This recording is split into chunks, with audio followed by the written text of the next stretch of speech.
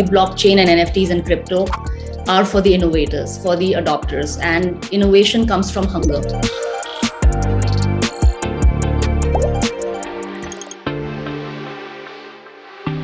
In the pandemic, when everyone was creating content, right? So from people creating content in the offline space, everybody started creating reels and, I'm bored in the house and all of those funny videos. Some started cooking, making banana cakes, and some started actually pouring their heart out in their artwork and creating music, etc.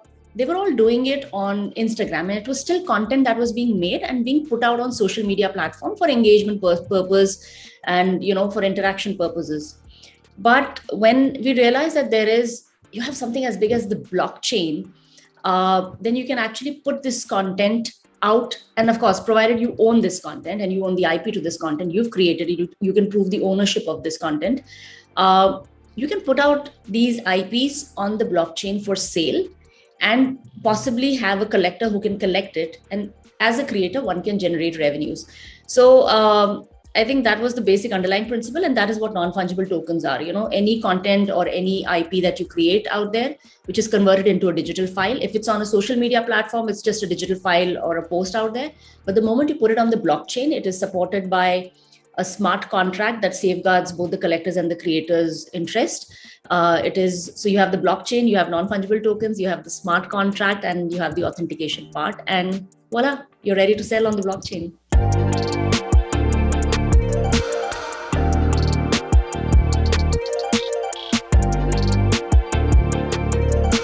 I myself have been in the creative field. I'm not a writer. I'm not an artist who draws and paints. I'm not a musician, but I have been part of the process when I used to act, and I have produced films. So I've been part of the writing processes. Let's just say, I wouldn't go as far as to say that, but I would still compare myself to a symphony master. When we are as producers executing our projects. So when you are an independent artist or an independent producer, you understand the need to connect with your community, and you understand the need to distribute or sell the content that you have created. And I think the need to look into NFTs purely stemmed from that. And of course, I have been in the startup space for the last 5 to 6 years. I started off with a chatbot for celebrities in south of India with some very big celebrities who used my chatbot called Iconic Bot, which I and my co-founder founded. So we were already in the fan engagement space. And as I said, community building was the primary reason for us to even find solutions, for possible pain points in this space. From there, I and my co-founder, we moved into the SaaS tool that we were building for, again, fan engagement for creators on Instagram. But when the pandemic hit us, I think everything just came to a halt. And that is when the buzz around NFTs was happening. And I and my co-founder, Sandesh, we have a startup in Toronto. And, we were in the middle of the buzz around NFTs back then. And I think it was a very natural progression from being a creator or a content producer, so to say, to understanding that one must leverage community if one has to survive the pandemic. And if one has to, you don't really have any big guns or camps supporting you to distribute your content. And that's why you have to just pull your socks up and find solutions and navigate through the pandemic. And I think the pandemic really propelled the passion economy, and then, of course, NFTs.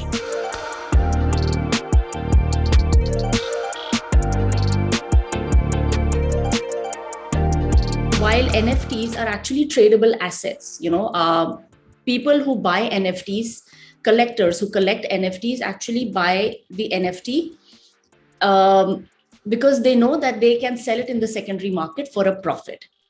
Now, that is a tradable aspect to it. But what about the art part of it? What is the value that you bring when it comes to art? Now, art, I would say, is it can be interpreted in so many ways. I think something that is an expression of a person, something that definitely is aesthetically appealing. And that, again, what is aesthetics is again defined by the, it's like beauty lies in the beholder's eye. So I would say art is something that you've just created out of your own thought and your own process. It's a beautiful depiction of what's in your mind. You may have used your hands, your mind, to create it. And it's very, very difficult to define art. For me, it's something that's aesthetically pleasing. And but from an NFT perspective, it is something that has both the audio visual elements to it.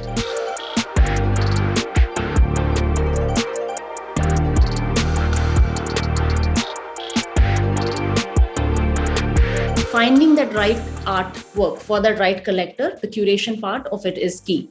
But in the process, what happens is you have many, many, many artists who art galleries miss out on. The curation part, the selection part is just too long. And that is why I think the term, the starving artist comes into play. And that is what we set out to change, because artists have always been known to be in a different world altogether. They just wanted to create, and they just wanted to be they were intellectuals, and they were creating art, and they were expressing themselves. Artists in today's context have become more financially aware. They are smart, they're tech savvy, they're crypto savvy, they are finance savvy, so to say, or commerce savvy. And we just thought that it's, when you have something as potent as the blockchain, why not change the game?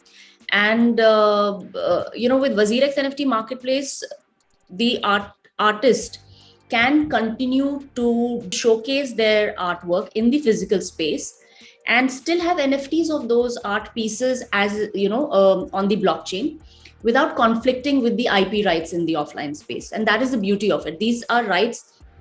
At any point of time, the IP rights of the artwork remains with the artist. So that's one way in which we empower the artist. Secondly, again, there's no conflict of what is happening in the offline and the NFT space. That's two. Third is the royalty part of it. In the offline space or in the physical world, when the artist sells their artwork, they pay heavy commissions to the art gallery, which is in a way rightfully so, because art galleries have to go through the pain of curating, then reaching out to the collector base, and prepping the art gallery for the show.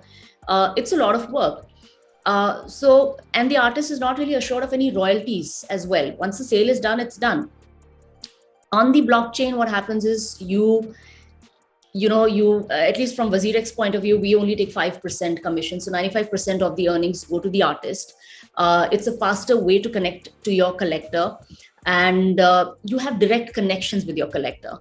And apart from that, you're assured of royalties, a lifetime of royalties on all secondary sales.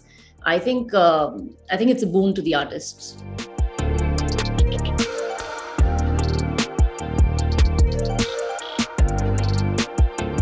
Things to understand, when it comes to NFTs, what is art, and what are the best use cases of NFTs? Which kind of NFTs would actually be most successful in the long run?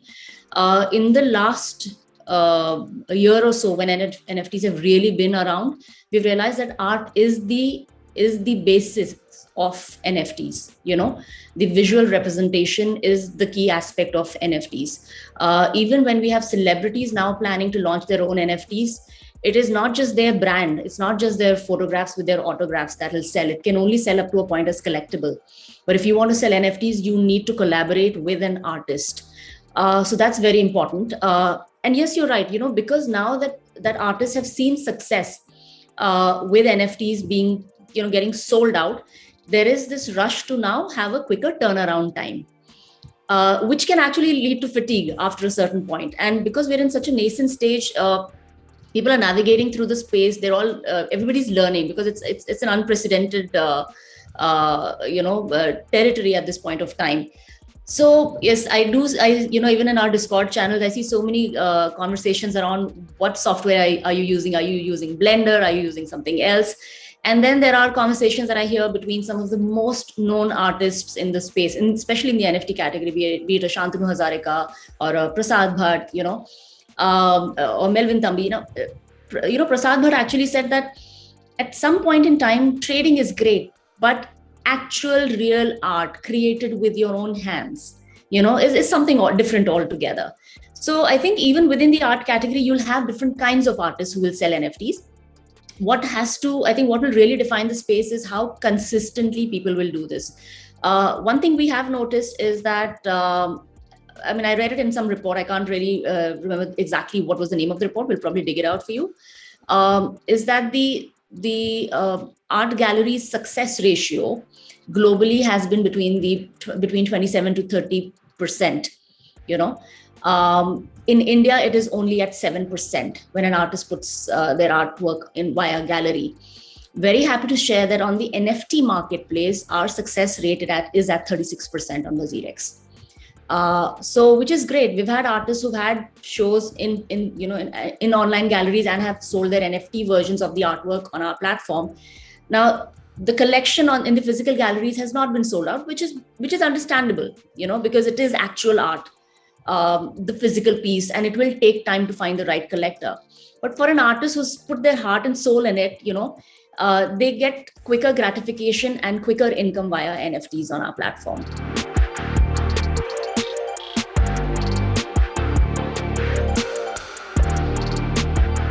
Artists, when they come on our platform, they feel, success is when we have sold an artwork.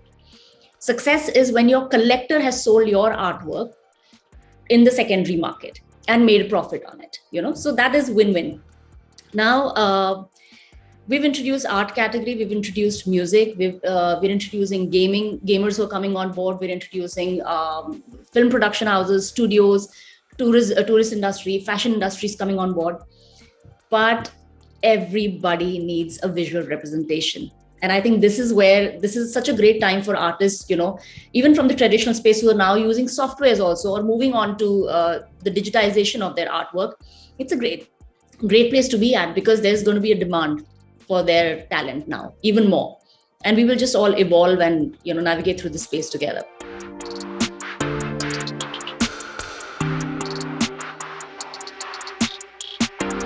The blockchain and NFTs and crypto are for the innovators, for the adopters, and innovation comes from hunger. And that's what artists have in plenty, right? But when it comes to, so we've already introduced the art category. We've had some very successful musicians on our platform. We've had Ritviz and Nuclear drop their NFTs. We've had the Sunburn Music Festival. We have some very big names, especially from the EDM, segment, dropping NFTs. Fashion, it's just the tip of the iceberg in India. We've just woken up to it, and we're very, very proud to, I'm very proud to share that Wazir X NFT Marketplace is introducing Lakme Fashion Week NFTs. And actually can share that Manish Malhotra, the iconic designer, will also be dropping his NFTs on Wazir X NFT Marketplace.